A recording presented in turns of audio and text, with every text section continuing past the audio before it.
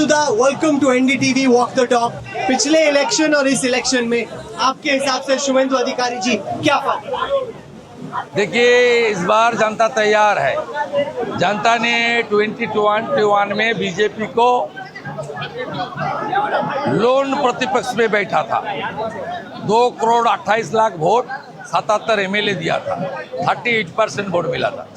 5 साल विपक्ष कैसा होता है, किस तरीके से संघर्ष करना होता है, किस तरीके से गवर्नमेंट को कंस्ट्रक्टिव सपोर्ट और किस तरीके से स्टेट गवर्नमेंट की जो भ्रष्टाचार है, जो जनता के खिलाफ जो डिसीजन है उसका खिलाफ किस तरीके से लड़ाई करना होता है, बीजेपी ने साबित कर दिया। अभी एसआईआर में तृणमूल का जो असली vote bank, death, fake, double triple entry, Bangladeshi घुसपैठिया, उनका नाम 90% डिलीट हो गया है। और साथ साथ इतना हाई एंटी इनकम्बेंसी है और 5 साल में जिस तरीके से सनातन के ऊपर अत्याचार किया है, आदिवासी के ऊपर अत्याचार किया है, हमारी माँ, बेटी, बहन, कन्या के ऊपर अत्याचार किया है, इसलिए इस बार जनता 49% वोट के साथ 177 प्लस सीट के साथ बीजेपी को ला रहा है बंगाल में।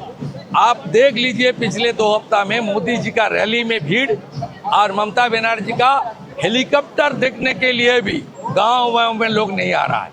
कुर्सी है, पुलिस है, अच्छा स्टेज है, एलईडी स्क्रीन है, हेलीकॉप्टर है, लेकिन जनता ममता बनर्जी का साथ नहीं है। ममता बनर्जी और तृणमूल बोल रहे हैं आप इलेक्शन को फिक्स करने की कोशिश कर रहे हैं कि जिस तरीके से पूरा एसआईआर एग्जीक्यूट किया गया है उससे आप टीएमसी के वोटर्स को काट के इलेक्शन को इसी का इस्तेमाल करते हुए अपनी तरफ खींच रहे हैं। नया नहीं है, एसआईआर 9th टाइम हो रहा है। स्वतंत्रता का बाद, कॉन्स्टिट्यूशन देश में चालू होने का बाद, डेमोक्रेसी बहाल होने का बाद, ये 9th time SIR in our country as well as Bengal, इसलिए कोई नया बात नहीं है। इस एसआईआर पिछले 2002 में चालू हुआ था। 2003 में जो वोटर लिस्ट आया था उसमें ममता बनर्जी खुद सिंगल एमपी बना 2004 में, तब एसआईआर अच्छा था। अभी एसआईआर बुरा हो गया। इतना ढेर वोटर बंगाल में, देख लीजिए ना आंकड़ा, उसका जो 4-5 कैटेगरी के में नाम डिलीट हुआ, उसमें ज्यादातर नाम death, double triple entry, fake voter का है। और जो लॉजिकल डिस्क्रिमिनेंसी और अनमैप में जो भारतीय नागरिक नहीं है उनका नाम डिलीट हुआ है। इसमें हल्ला बोल करने का क्या है? चलिए आइए हम आपका कैंपेन देखने के लिए चलते हैं, देखते हैं आपके कैंपेन को।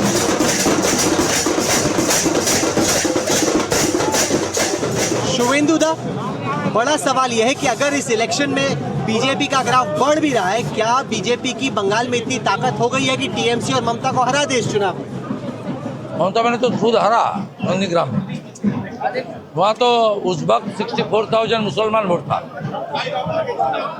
जहाँ जहाँ ममता जा रही है वहाँ आप जा रहे हैं। तो इस बार भवानीपुर भी आ गए, क्या सोचा भवानीपुर? डर खत्म हो जाएगा तो ममता बनर्जी के जीतने का कोई सवाल ही नहीं है। 2 डिजिट तक नहीं जाएगा। इतना जनता में रोष है और बीजेपी को भरोसा करने का लोग मन बना लिया। 25 इयर्स कांग्रेस को देख लिया, 35 इयर्स सीपीएम को देख लिया, बाकी 15 साल टीएमसी को भी देख लिया। 5 साल लोग राम राज्य के लिए वोट करेंगे। पर एसआईआर के चक्कर में जो आपने मटुआ वोट बैंक बनाने की कोशिश की थी, बहुत रिपोर्ट्स आ रही कि उसमें भी एक पोलराइजेशन। 2002 का बाद जो बांग्लादेश से हिंदू आया उनका 3-4 लाख नाम नहीं आया, ये सही बात है। उसके अंदर 91,000 सीए के अंदर एप्लीकेशन भी कर दिया। मोदी जी मटुआ लोग का जो संघर्ष था सीए के अंदर, उनका सिटीजनशिप, वो तो मोदी जी दिलाया, अमित शाह जी दिलाया, भारत सरकार ने दिलाया। जब बांग्लादेश में हसीना वाजिद का सत्ता चला जाने का बाद जो हालत हुआ था, उसका बाद जिस तरीके से हिंदू के ऊपर, आवामी लीग का हिंदू वर्कर के ऊपर अत्याचार हुआ, तब बहुत आदमी ने भाग के आया था।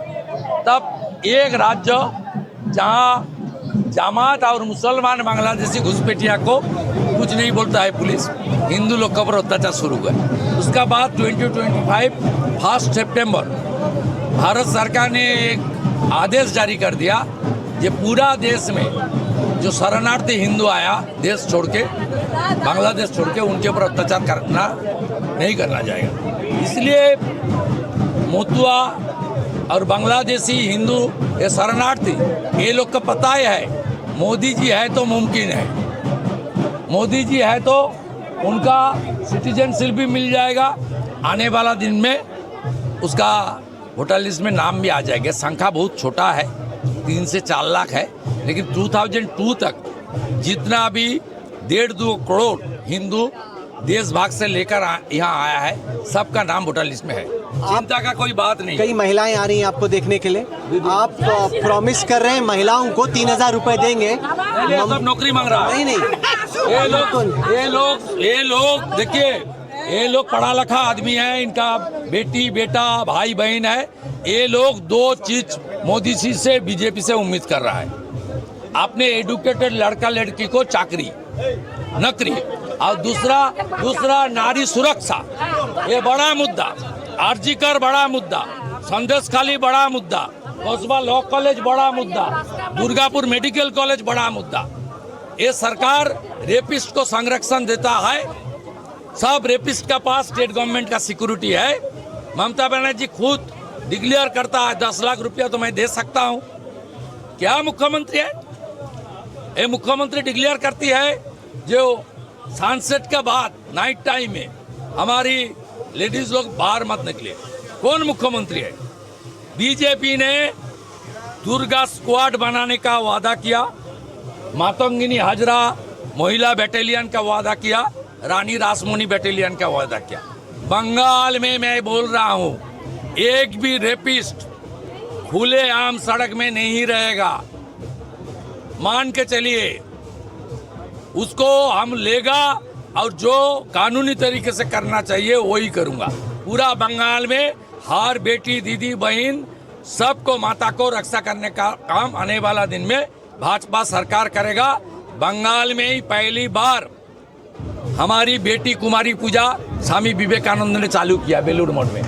इसलिए इस बंगाल का धरती पूरा दीदी बहन बेटी एक ही मांग है, नारी सुरक्षा।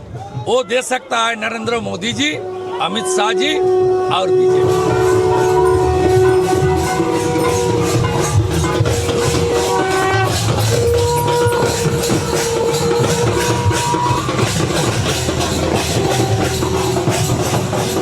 शुभेंदुदा, आपने अपने मैनिफेस्टो में कई सारे वेलफेयर स्कीम्स प्रॉमिस किए हैं। ममता बनर्जी और तृणमूल बोल रहे हैं कि ये तो हम बंगाल की महिलाओं को, युवाओं को पहले से दे रहे हैं, तो बीजेपी की क्या जरूरत है? पहले हमारी महिला आर्थिक सशक्तिकरण योजना, पहले मध्य प्रदेश में शिवराज सिंह चौहान जब चीफ मिनिस्टर थे और आसाम में सर्बानंद सोनोवाल जब थे, तब चालू हुआ। ममता बनर्जी और पीके ने कॉपी की। ये बीजेपी का स्कीम है और हम लोग वेलफेयर स्कीम का साथ साथ नौकरी, इन्वेस्टमेंट, इंफ्रास्ट्रक्चर डेवलपमेंट और बंगाल को जो फिनेंशियली बर्बाद करने का काम किया उनको खड़ा करने का भी वादा दिया। ऑनरेबल होम मिनिस्टर ने हमारी मैनिफेस्टो डिक्लेरेशन का दिन एक पत्रकार का क्वेश्चन का जवाब में बताया, इतना गड्ढा हो गया, वो गड्ढा को ठीक करने के लिए जनता को सरकारी सहायता देना चाहिए।